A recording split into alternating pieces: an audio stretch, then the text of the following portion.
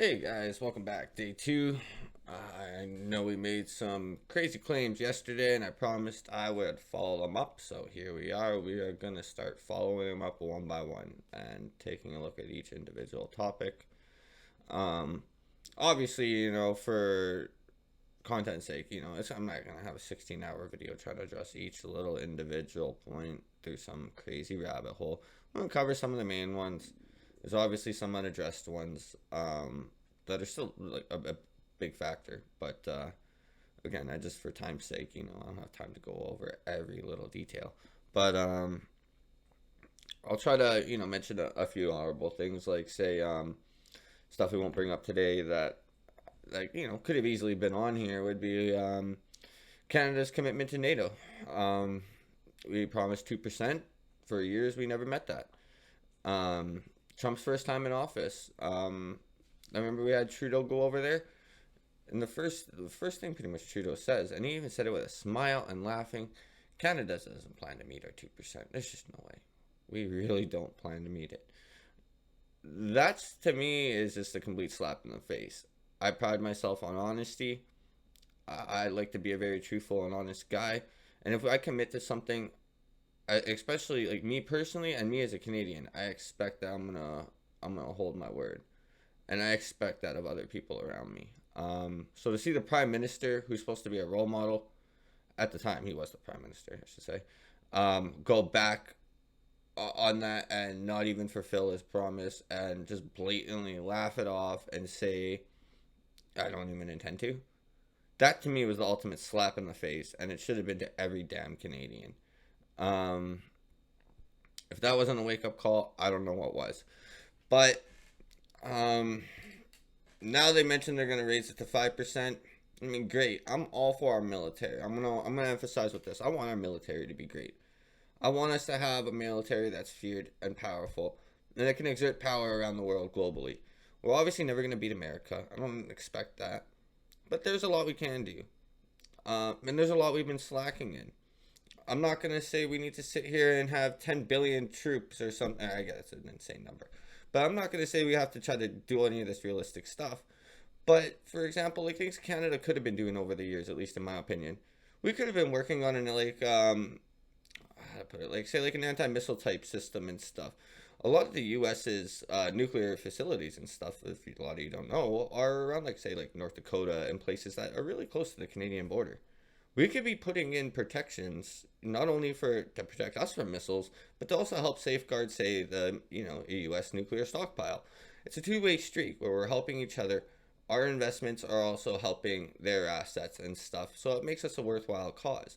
We don't have to be doing any of these crazy things. This is a very simple solution, and it probably would take more, but I guarantee you, if you were to say to Trump, hey, look, we're going to go invest, if our goal is, 5%, we're up in at 3, 1% of that is going to go towards this whole missile program. We're going to try to keep you guys to work on, like, Golden Dome, as Trump's calling it, kind of thing. We should have been doing this years ago. That could have been our way to contribute. I don't know why we don't.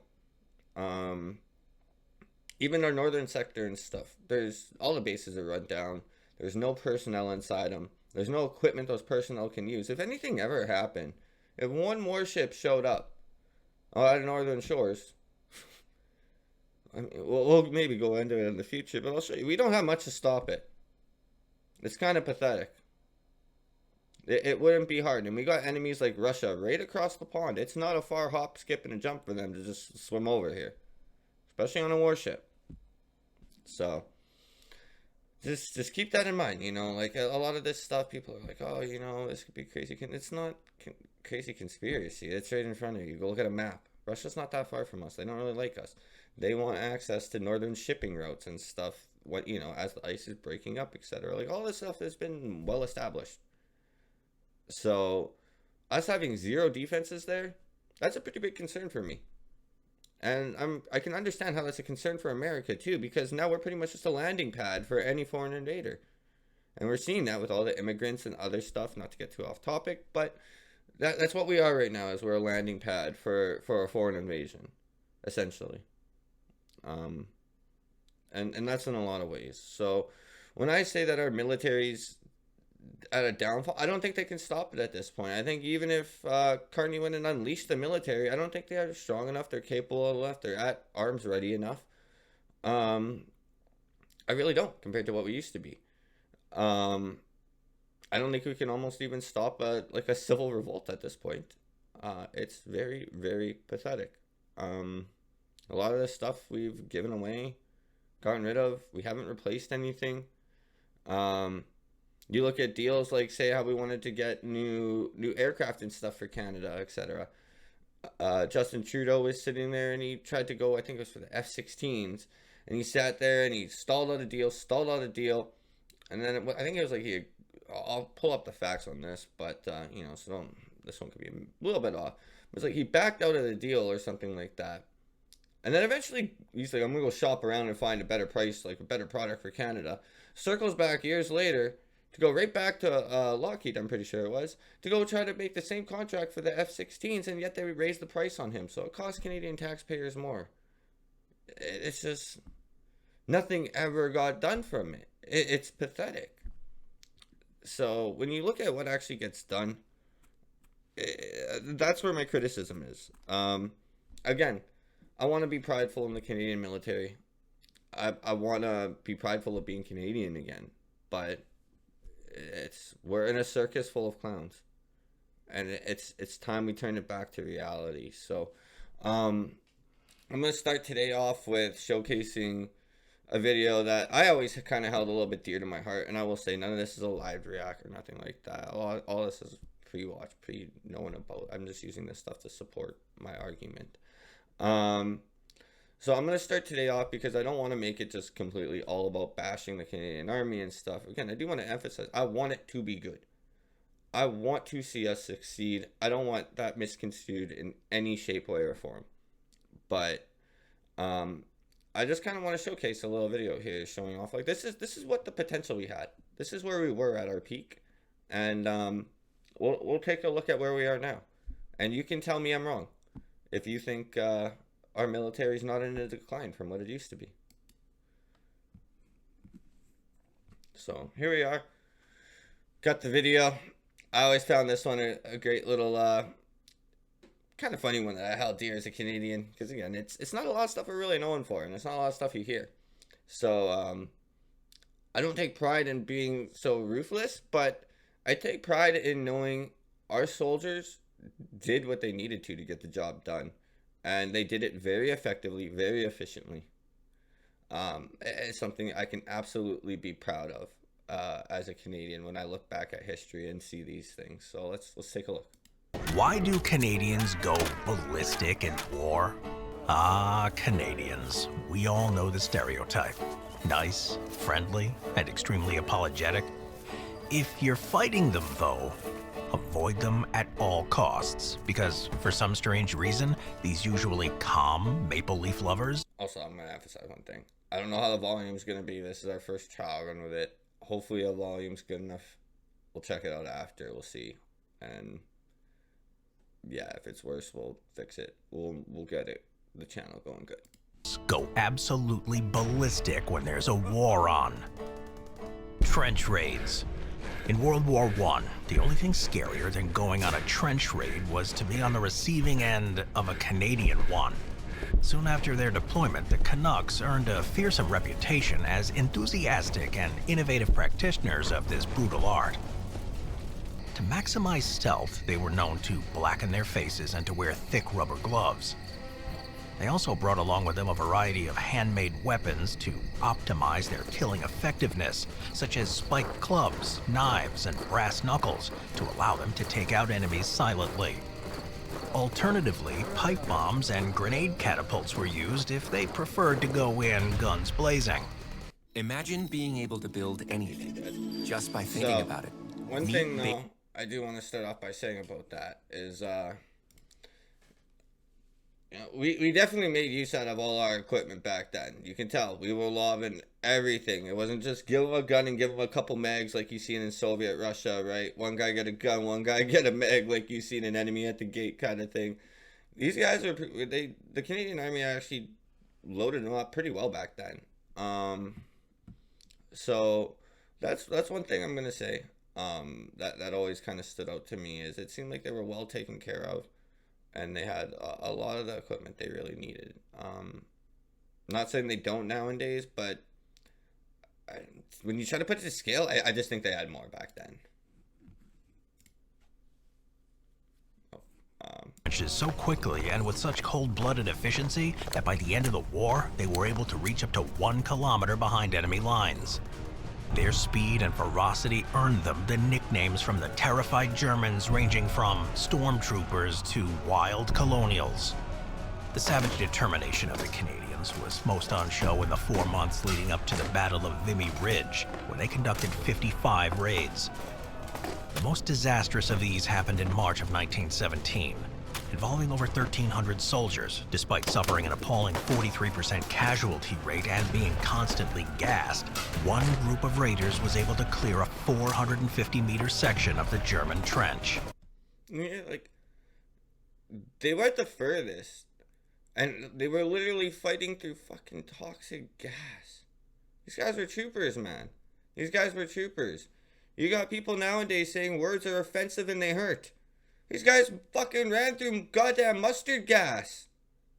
Like, where the fuck are people at nowadays? That's why I say things are embarrassing, right? You know, it's just, you look at the army nowadays. Oh, they don't allow me to wear my pink colored nails and dye my hair purple. No, you're a soldier. You represent the country. You're here to fight for a war machine.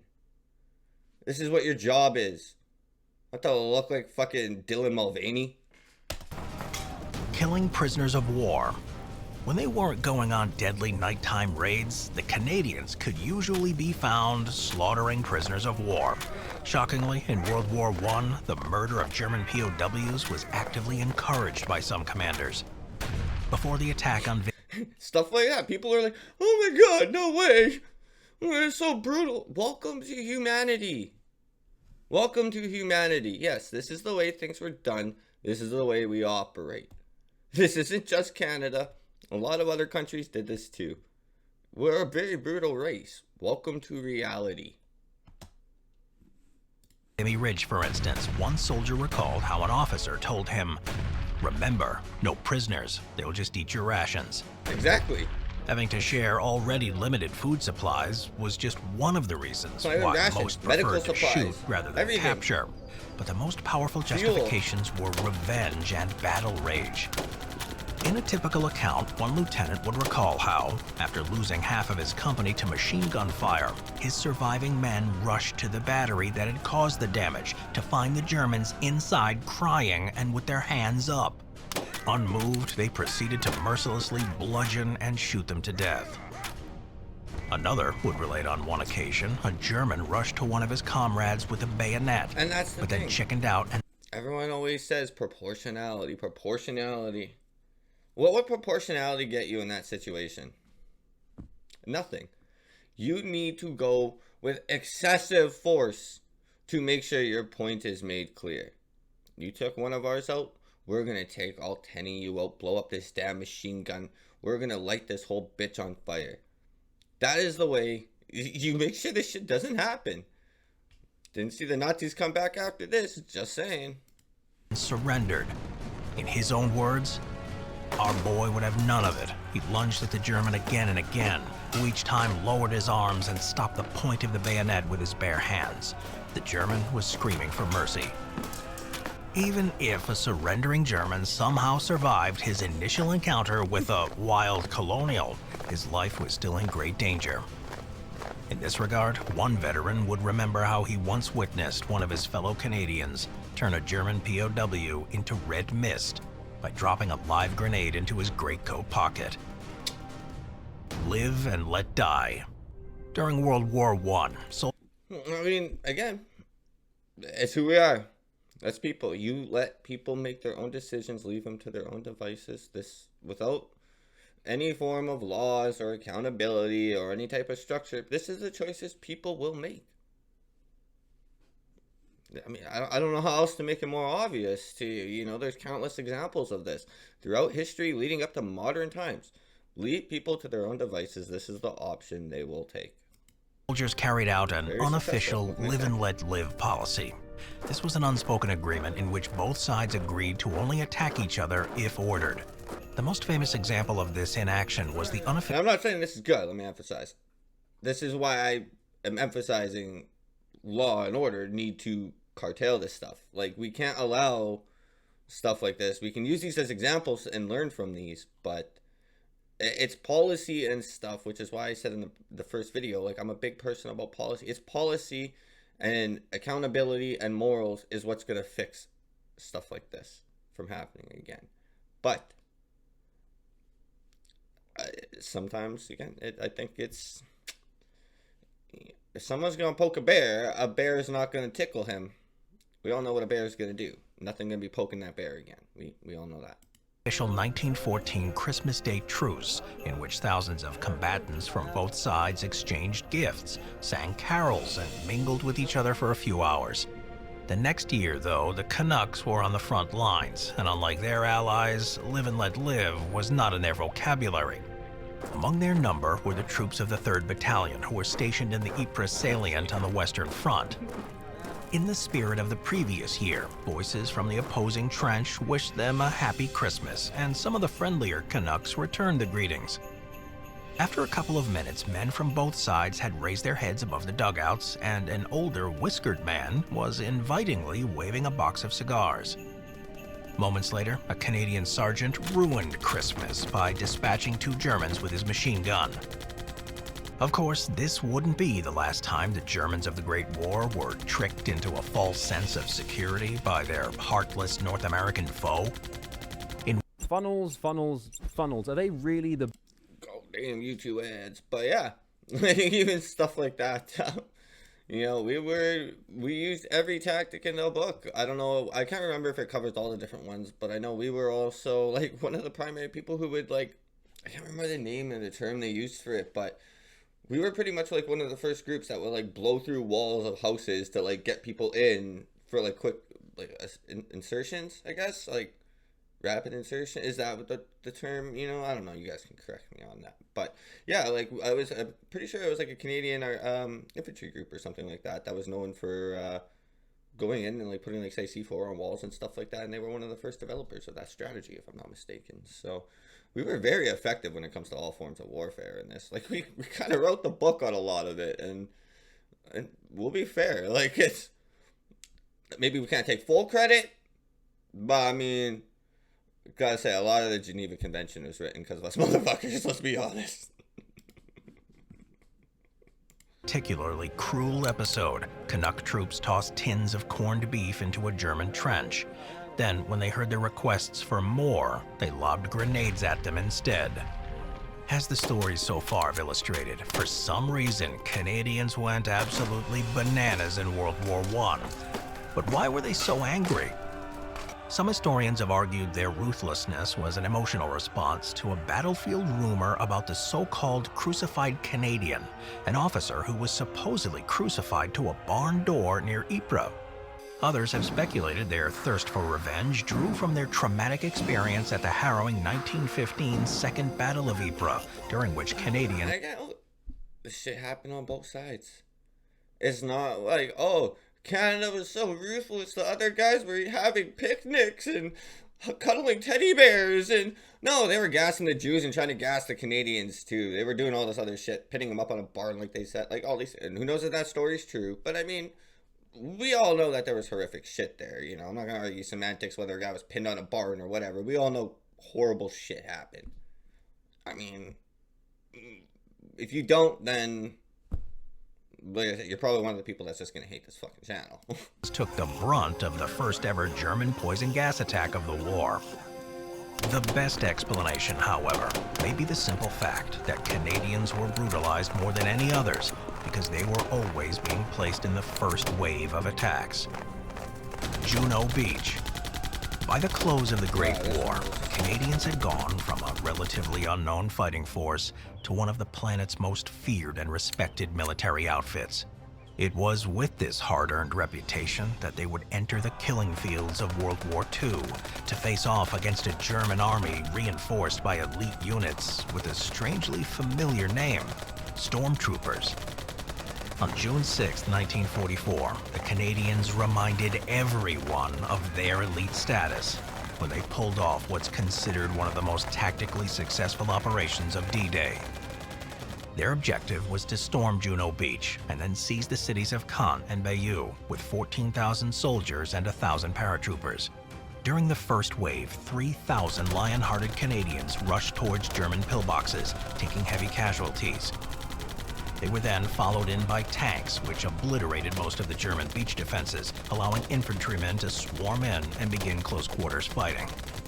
Impressively, it took them less than 2 hours to secure their first route off the beach at the small town of Courcelles. By the end of the day, Courcelles-sur-Mer, Saint-Aubin-sur-Mer, and Colombiers-sur-Soleil had all fallen, and the tank regiment of the 1st Hussars were at the Caen-Bayeux highway intersection, making them the only Allied unit on D-Day to actually reach their final objective. I mean, stuff like that, how can you not be proud of that as a Canadian? How can you not say, like, we were at our peak? We had such a feared, strong force, undeniably. Like, you look at this map. Pull back a second here. There we go. It's not even done. It goes all the way up to here.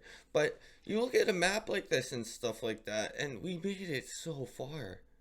You look at these other countries, and I'm not trying to disrespect these other countries or anything like that, but again, like, we gotta gloat and have some pride somewhere, right, guys? So let's look back at these moments where we did have this pride, and we did do some of these great accomplishments, and we'll work from there.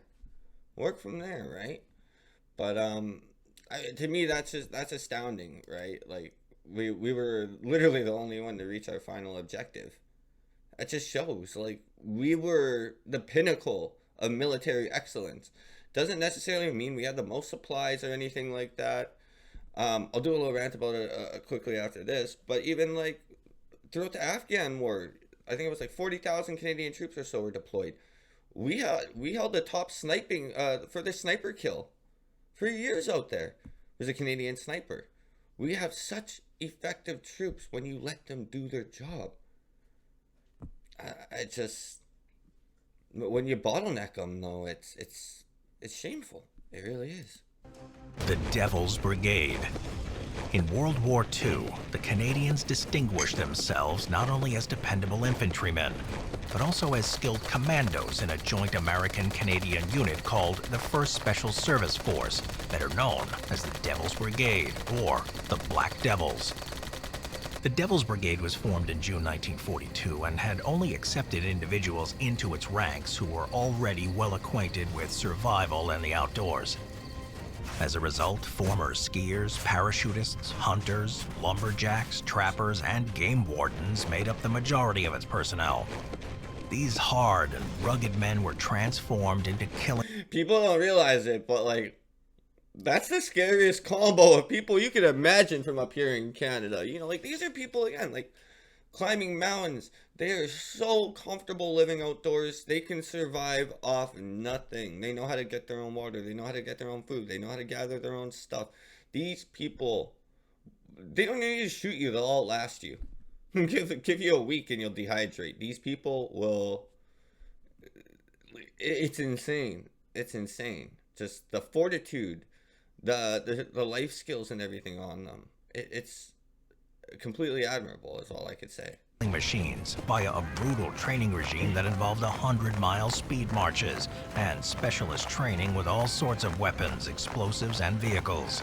To strike fear into their enemies' hearts on the battlefield, they placed a calling card on the dead, emblazoned with the phrase, "The worst is yet to come," in German.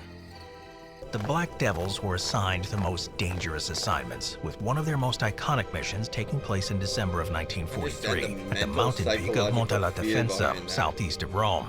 For about a month, multiple British, Canadian, and American assaults attempting to dislodge the Germans at the top had been wiped out one after the other.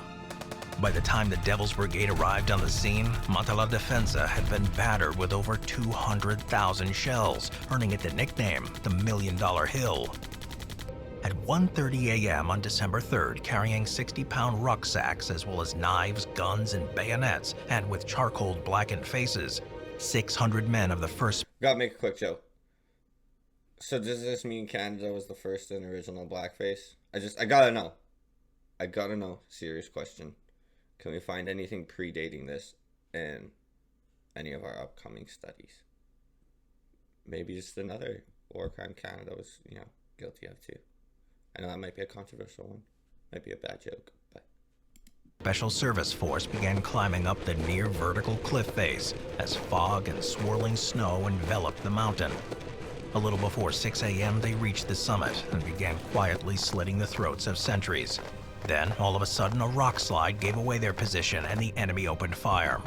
The fighting was intense and both sides suffered heavy losses, but the battle-hardened I wonder what caused that rock slide, though. Was it like them moving through, like did the advancing team's movements cause the rock slide or something, or was it like just a natural event? Like, if so, that's the worst timing, the worst luck.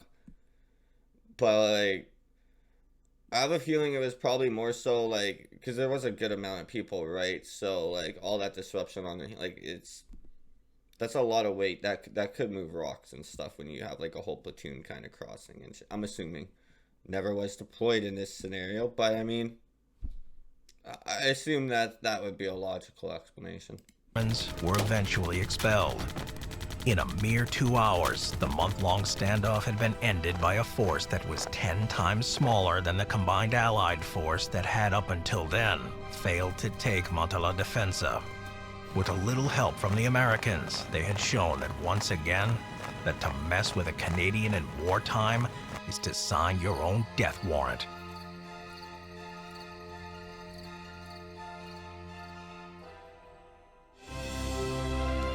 That was a great video though, but that's what if it said that's just what I wanted to emphasize though, exactly, like, what I think our pinnacle was that we were amazing back then and stuff, and you can see, like, I'm definitely very prideful of our army back then.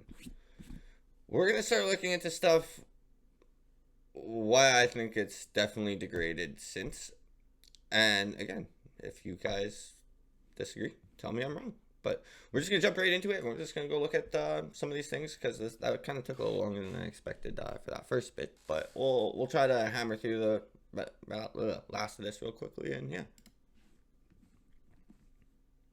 Try to shut up a little bit more. Maybe not make so much noise. We're not going to watch this whole one. I just want to emphasize his first question. I'll let Trudeau give his first response. He does ask a few side other questions if it interests you. All the links for all these videos are going to be in the description, so you can go check the full thing out if you want to get the full context of it. But I just want to point this one part out at least from this video. Also in medals here as well, Mr. Prime Minister, so it's a similar topic as well. Thank you for your service. Thank you. I'm just going to step over here, if that's okay.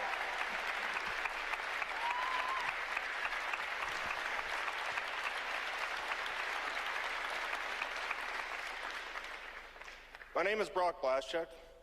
I'm a retired corporal with the Patrician Canadian Light Infantry out of here in Edmonton, 1st Battalion. It's so hard to hear. I served in the Canadian Armed Forces for 7 years.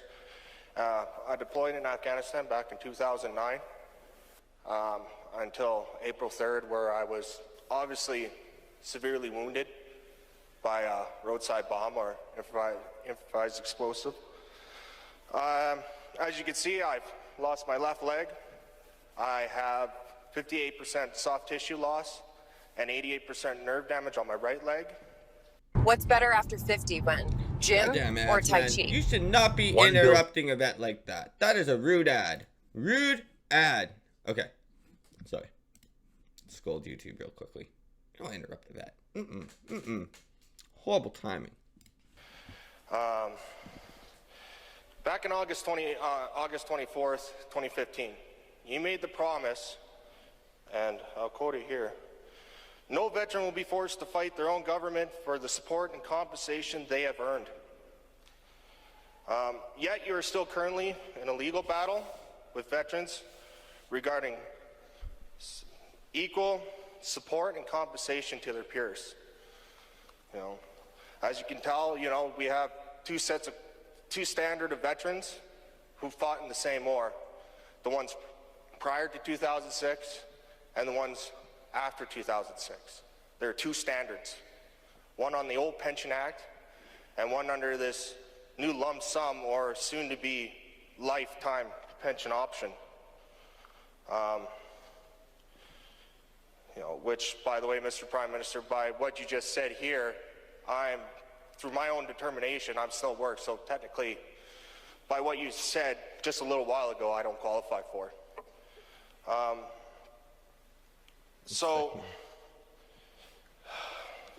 Sorry. No, so my question is... Thank you for being here. Thank you for your courage. I'm glad so my question is to you, Mr. Prime Minister, what veterans were you talking about?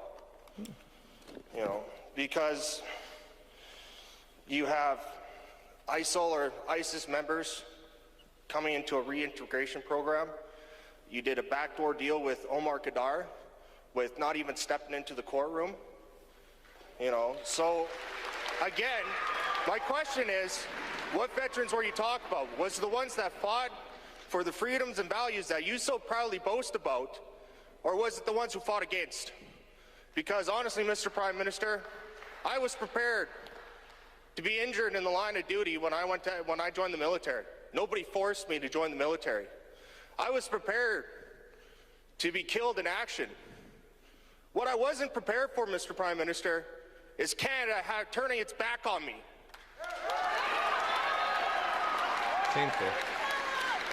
Absolutely. So shameful. which veteran was it that you were talking about?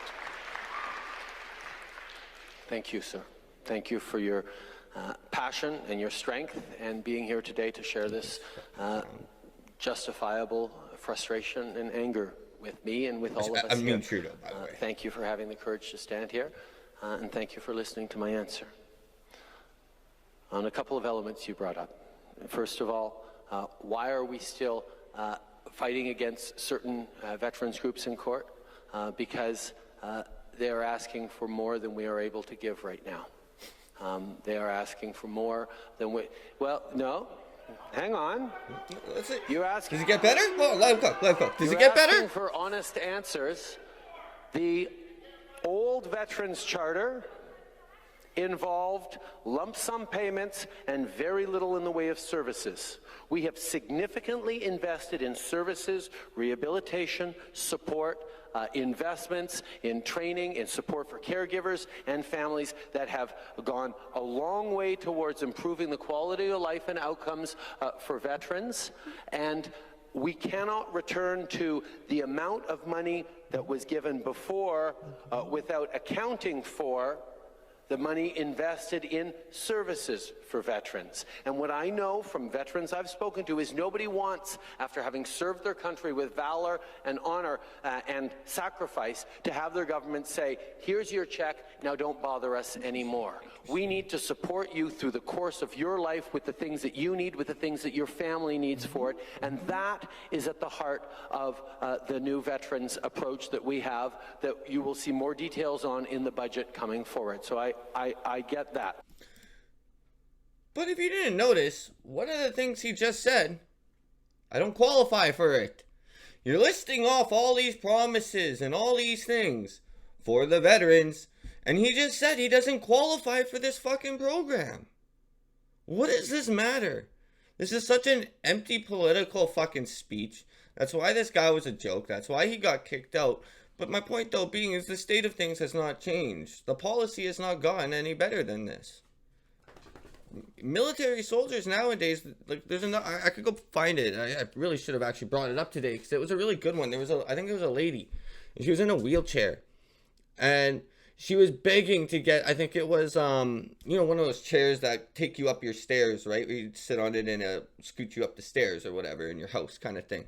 I think she was begging for one of those, and again, she was disabled. I think IED might have been the same thing. Don't noose me if I'm a little off on this.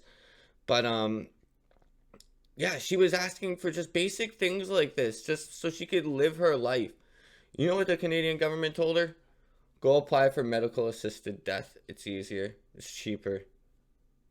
We'll kill you if you want instead, rather than buy you a chair to go up there. Like, this is so disgraceful. This is so disgraceful. I cannot get behind this at all. And the fact people have, like, are just so blind to seeing, like, this is how shit is. This is why this is why I'm making this, because this is insane.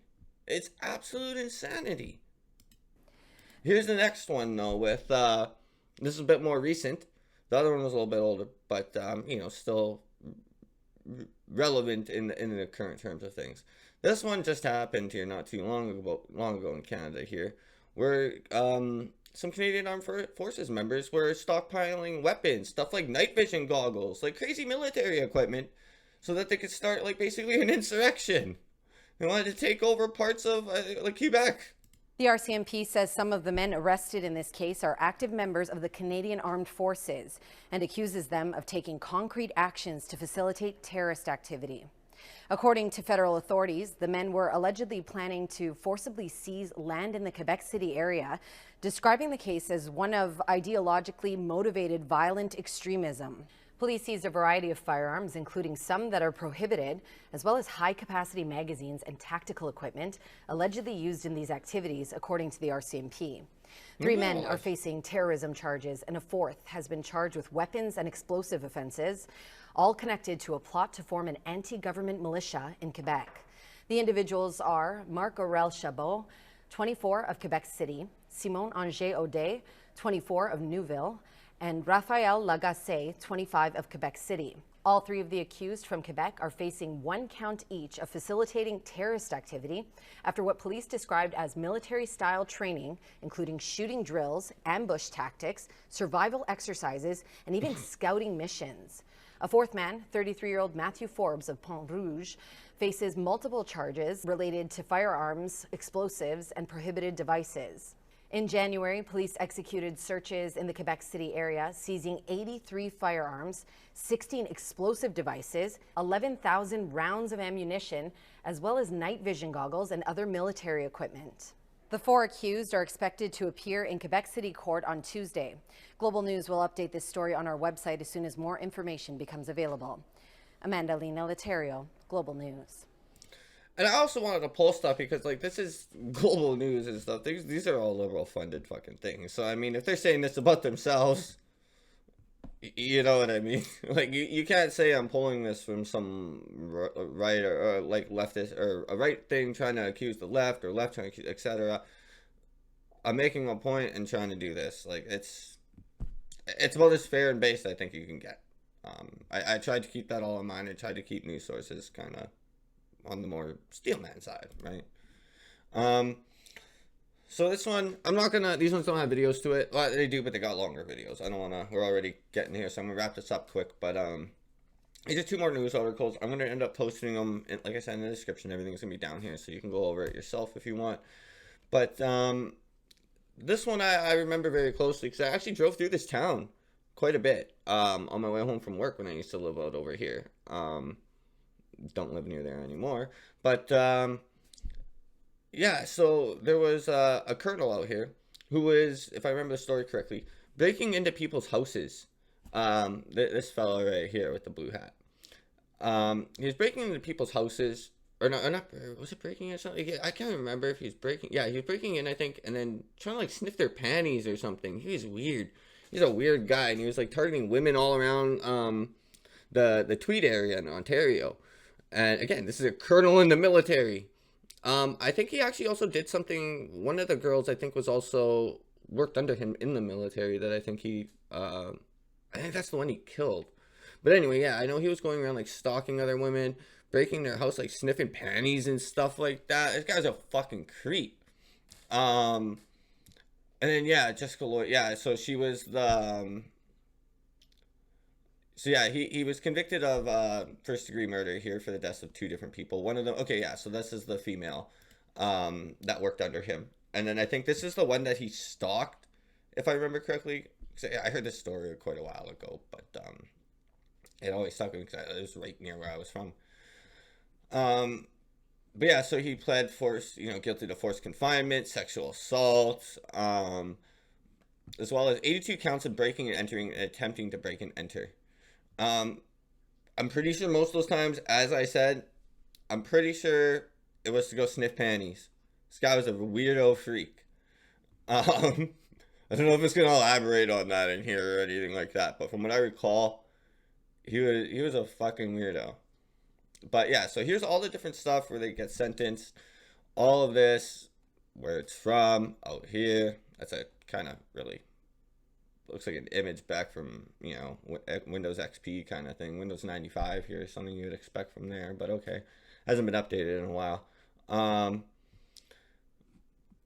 So Williams is charged with committing breaking and entering.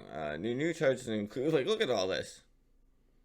And theft. So I think that was for the pantyhose or panties and stuff like that he was taking and all. But I want to see if it touches on that, just because I just want to emphasize how sick and disturbing like some of this shit is, you know. But anyway, we won't go too long on this here, but you can go read through this. It's all right here, all of his convictions, every step of the way. You can see the whole story. It's all right here. I'll leave it in the description. I'm going to the last thing here. I know this strictly isn't specifically with the military, but this is an intelligence branch that the military utilizes in order to do operations. This is the intelligence branch, and the military executes operations based on the intelligence gathered from sources like this. So these two women, and there's been more than this, especially related to this branch. But, and this goes deep even within the military. You know, they've been saying for decades and stuff. There's been plenty of high officials that are females that have stepped down. You know, I double checked, verified all this earlier. Yes, like you can go look it up yourself. Plenty of females have stepped down and spoke out against the rape culture, I guess, within the Canadian military. So these two women, I guess, from what I understand, were pretty much out doing a surveillance mission. I don't think they were with each other. I think they were just same incident, but or same kind of incident, but just separate times, kind of thing, from my understanding. But anyway, so they were out on a surveillance mission and stuff like that, and their supervisor several decades above them. So, you know, probably a greasy old man, we're assuming. I don't know. Can't really see their faces because it's, you know, it's all federal policy, since they're like pretty much like, you know, like spies almost in a sense. Some media outlets were even labeling these women as spies. Their identities need to be concealed. Like even in court documents and stuff, their names are concealed. It's only coming up as Jane Doe and stuff like that. That's how they reference them as, just because of the security clearances and stuff. Yeah, actually, yeah, it says right here even Jane Doe.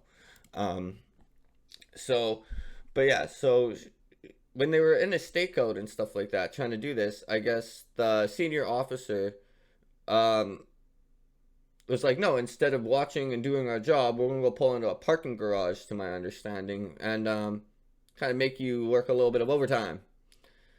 Completely unacceptable, obviously, and stuff like that. And there's a whole story about it. I don't want to go too much into it, just because this one's more specifically about grape, and I know it's, you know, YouTube don't like much about that. So I don't want to go too much into this and show too much off. But this article will be here. I will link it in the description. You guys can go take a look at it yourself.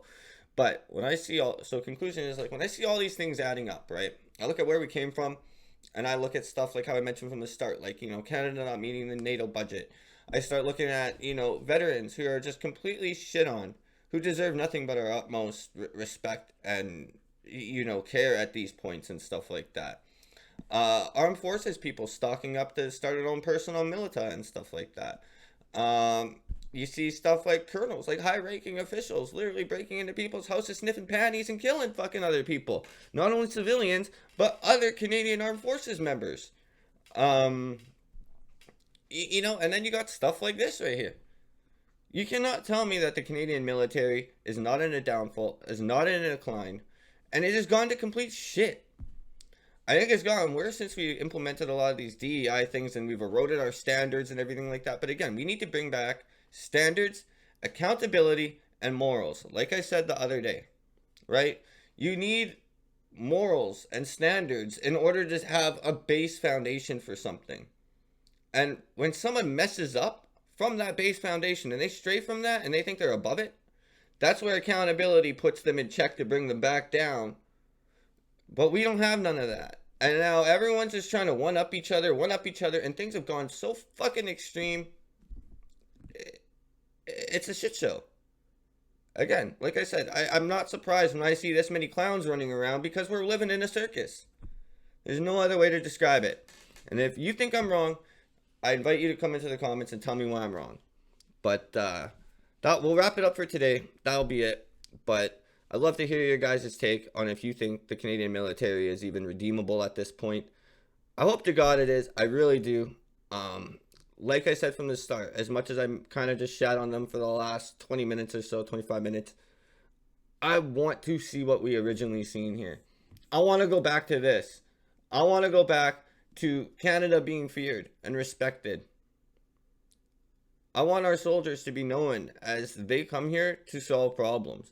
If I'm not mistaken, there's only 2 countries in the world that have never lost a war. Canada being one of them. Let's keep that reputation. Let's keep that going. Because we're about to lose that at the rate we are. If you think I'm wrong, you can tell me why I'm wrong. We'll catch you guys hopefully tomorrow on the next one. Have a good day. Stay safe.